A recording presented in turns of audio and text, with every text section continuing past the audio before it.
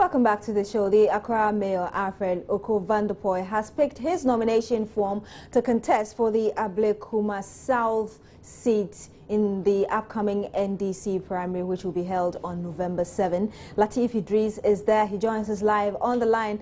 Latif, what is happening where you are? Yeah, so the mayor is yet to appear at the family house. Yeah, we're still waiting for him to come, so we move straight to the party headquarters where everything is set for the mayor to pick up his nomination form. Now we have lots and lots of party faithful here, all supporting the mayor in his bid to become the member of parliament for Ablekuma South constituency. I have one such individual here with me, and he's going to tell us what he sees in the mayor that makes him a solid candidate for this constituency. You're welcome to join us. Yeah, well, thank you very much. You give us your name and your designation. I'm Reginald Oka, Reginald Kwe Oka, youth organizer for 3 days branch in Ablekuma South. You think the mayor has what it takes to be the member of parliament for this constituency? Yeah, he has more than that. He's a very competent candidate. Apart from the mayor, I don't think any candidate can stand here and win this seat for us. What is this about the mayor that makes you believe in him that he can do it for you? I know he's intelligent and he has a link, you know. He has a link outside the country. Being an MP does not mean just mobilize people to go and clean gutters, those kind of things. We are now that one is okay to get him. So he's also intelligent. So as for that one, we are very sure that he can win the seat for us. Apart from the mayor, I can't think any. For this year, I don't know that there's a candidate. Would you say he succeeded as a mayor of Accra? Oh yes, of course. Yes. So we still have lots and lots of challenges. He made so many promises. I know we have a lot of challenges, but bear with me, in Accra, the population is too dense. As for that, you and I know that. So because of that, it's not because of this mayor that we have in place. I bet you Accra will be like, excuse me to use my language, a baller. Thank you very much. So, Beatrice, you heard from party faithful here. Lots of them are here, all waiting for the mayor to show up. Then they will lead him straight to the party headquarters where everything is set for him to pick up his nomination form. So clearly, Latif, these persons you've just spoken to support the mayor's bid. But yeah, what differently has the mayor been saying apart from what he told you earlier regarding his regard to contest in these primaries? Yeah, the mayor, as I told you, Beatrice, he's not showed up yet.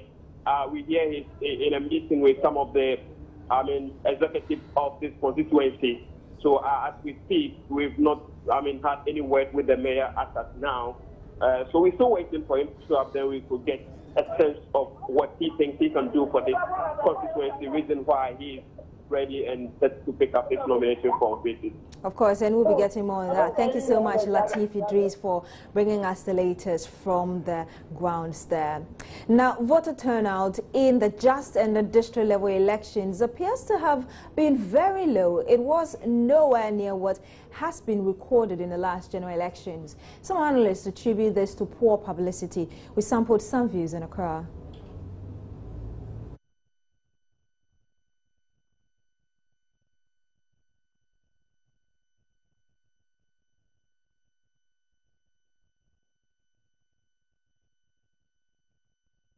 Why did you raise it? Well, I didn't know about it. Okay. And I was in school too, so. Okay. I'm not interested and I'm busy too. No, I couldn't. Why didn't you vote? Because I'm not having my card here. No, anytime we vote for them, they don't do what they are supposed to do for us. So I don't have the time to waste to go and vote for them. Yeah, I did. Why did you vote? Because as a Ghanaian, that's my duty at least to elect someone to be in charge and to be in control of certain things at my vicinity. Yeah. I didn't vote today. Why? My district is not here, so I have to travel far away, and that was not possible now. Okay. The local government elections, which have just ended at polling centers across the country, were originally scheduled for March this year. But a fisherman from Winneba, who was aspiring to be an assemblyman, filed an injunction at the Supreme Court against the Electoral Commission. He won the suit, compelling the EC to postpone the polls. He won the polls in his electoral area and granted an interview to Joy News. Menyaje papa menyaje sentimentu me wina the megwenyimas the menyaje. I am very happy about how things have turned out. I am very excited. So I have achieved my aim and ambition, and I thank God for that. I've always wanted it. That's why I fought at the Supreme Court, and I'm happy it has paid off. Now the court now quite a campaign more. The court injunction helped my fortunes. It made me more popular. My family and friends and everybody around me is happy. I'm equally excited. I'm a Gigi. Maybe and I call to Funampo and I know Betty as a normal. I already say, but then maybe in the court. Now, Master, maybe as a man, you. Zamoka Gade Muntumanda. Of course, Muntumanda.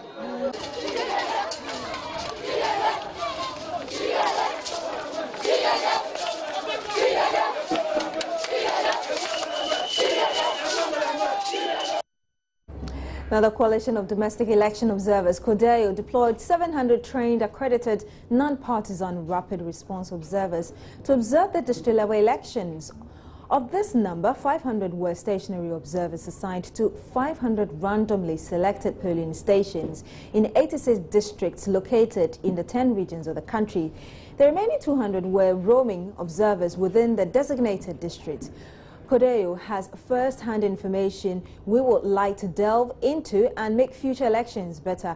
We spoke to Mr. Albert Kofi Ahin earlier, and here are excerpts. CODEO has issued 2 reports.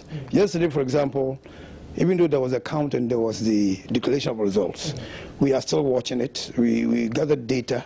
We are going to work on it. And then we are coming out with an interim report. CODEO normally comes out with an interim report. Then finally we come out with the report itself. And in that report, we're going to lay bare all the issues at stake from day one up to the point where we had the closure of the poll. And then we come out with recommendations for future use. Okay, there were also some reports we picked up, for instance, in Wa, where elections delayed and at some point couldn't even go on because the materials were wet.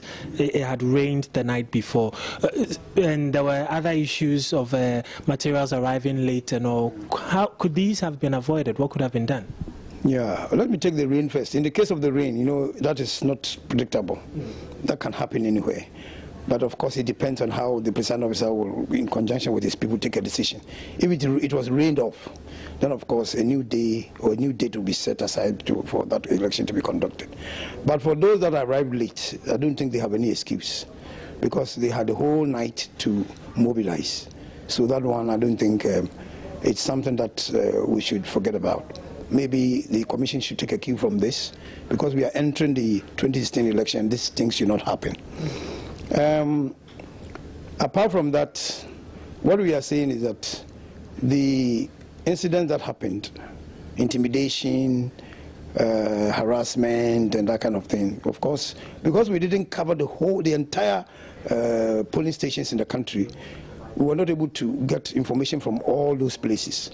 But for the 86 districts that we covered, I'm sure all the reports has come out, and we are saying that, you know, to be fair to the Electoral Commission, they did quite well.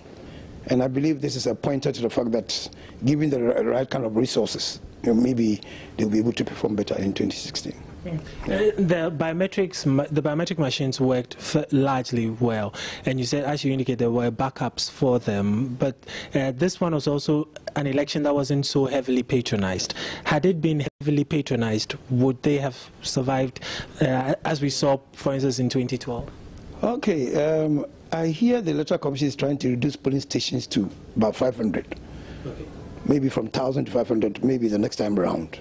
If that is done, and we have 2 machines at every center, I'm sure to be able to withstand that pressure.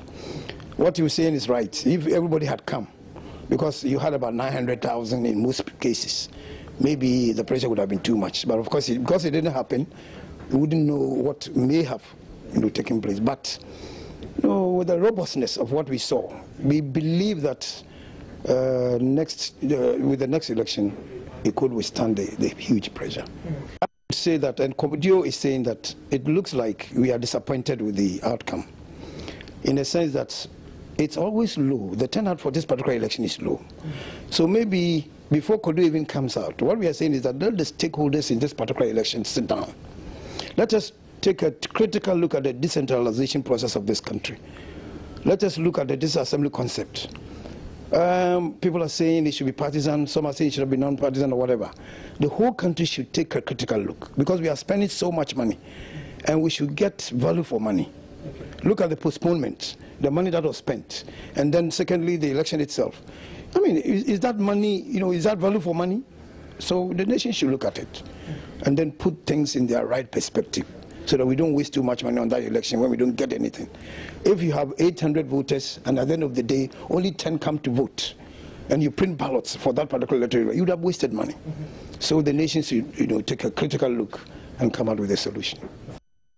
You stay here on News Desk on Joy News on Multi TV. My name is Beatrice Edu. When we come back, we have the latest in business for you.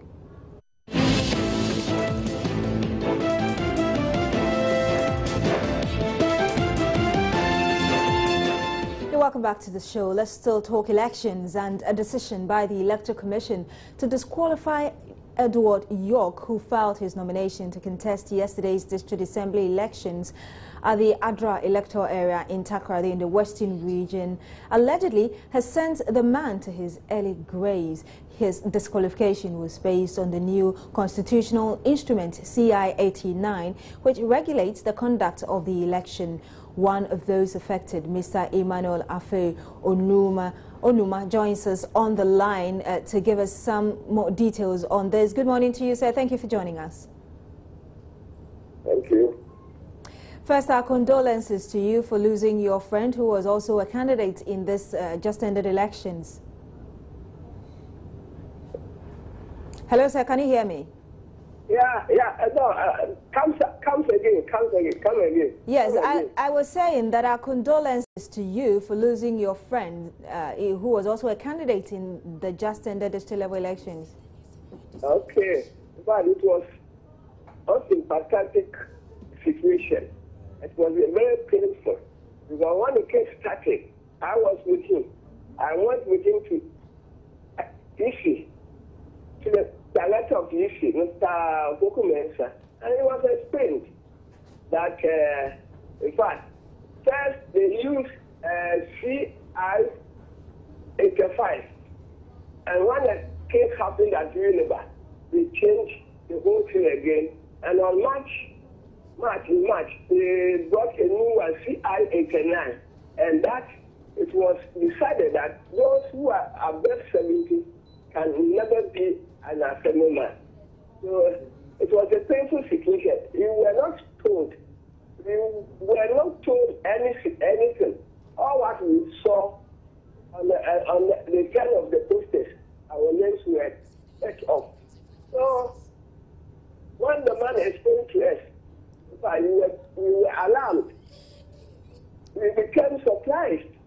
We don't know what to do. So are you? Our question was that the law was made for man and not man for law. So why is it that they kept the whole thing in their side instead of bringing it into the domain of the people? No, it's there. This is what is going on. This was, in fact, kept it out of us. So obviously, Mr. Onuma, you are not happy about the CI-89, which was used this time around in yesterday's elections. How old are you? How old are you? Oh, in fact, I'm 72. I'm 72. And within a year, I presented my papers within a year. March 72 was accepted. And you don't think probably you're too old for this? Pardon? You don't think you're too old for this? No, I don't think what. You are too old for this. Oh, but when someone is wrong, there is holding a stick. I don't hold stick because my body was very small. That nothing was controlling my body. I was fit for any work. So I was surprised. Earlier, you were telling me that you were with your friend when the news came in. Tell us, how was it that you had to get to the electoral area before you realized that you had been disqualified? Yes, because when the people came, he went there personally. To correct his posters. And when he went, his name was cut off. So he was shocked over there. It was very shocked. It was very painful to him. So he called me at once, and I went with him to the CI, EC office, the director, and he was explaining to us. So it was after that you clarified that from the Electoral Commission? Yes. Now, Ms. Onuma, we also understand that you used about 2,500 Ghana cedis of your ex gratia, and your friend invested 2,500 Ghana cedis of his ex gratia into this whole elections. What do you make of it, knowing what has come out of his decision? You know, every election, if somebody is making every election needs money. What you are saying is 7%. We even use more than that. This is the second time. The first one, we spend a lot, and that March, July one is another thing, and we also use another money. So but there was a painful situation we went in, very, very painful. It was 7% true. So what happened? We went to one of the lawyers, we consulted a lawyer, and it was explained that, okay, we should take time. He's going through everything. So every day, my brother was calling me, Sonma, where have you reached? What has happened? I said, oh, my brother, take me to school. I'm still working on it. So in the last hour, my brother called me, and I told him, my brother, we should forget. Let us forget. After all, what? Let us forget. And so... And he told me, You're saying that you spoke with your lawyers. Are you thinking of taking a legal action against the EC, or you're just leaving it here? Oh, but I mean, we wanted to take action against the EC, other than compensated for what we have lost. Are you going ahead? Are you going to go ahead with that? I don't worry. I don't know why my friend is gone. My friend is gone, so I want to forget about everything. I want to forget. So you're forgetting about the legal suit, or the legal tussle with the EC. Will this discourage you from the next election come next year? What the next election again? The election has come up past yesterday. Another election. Yes, of course. I'm talking about when there's an opportunity again for district level elections. Do you think it does it for you? Come again. I don't understand what you are saying. How do you think, let me take it this way, how do you think the community or even the Electoral Commission could use your experience in helping the community? Anyway, in fact, yesterday it was terrible because the election was very, very bad. In fact, especially Somewhere, after Somewhere, you know, about 400, only 44 people voted. And the airport rate, there's one committee, that is 810 and 809. Only 93 people voted. But they were in fact, my absence brought them, in fact, cheers. So, in fact, it was not all that fine for them. Because with my experience at the assembly, in fact, they were expecting that I'm going to do more to achieve something for the community, but this is what happened. But you've been disqualified. Would you still render your experiences to help in building the assembly? Okay, yes, I'll do that.